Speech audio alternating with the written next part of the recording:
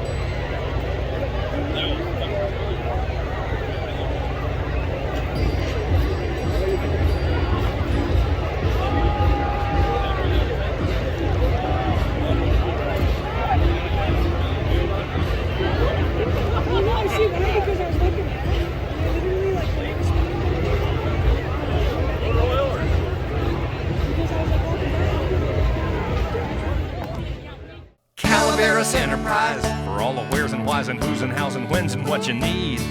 In Calaveras County, when you want the lowdown, yeah, the Enterprise is what you want to read to get all the local politics, weather, sports, cops, criminals, and courts, and other sorts of Calaveras news. Get the Calaveras Enterprise delivered to you.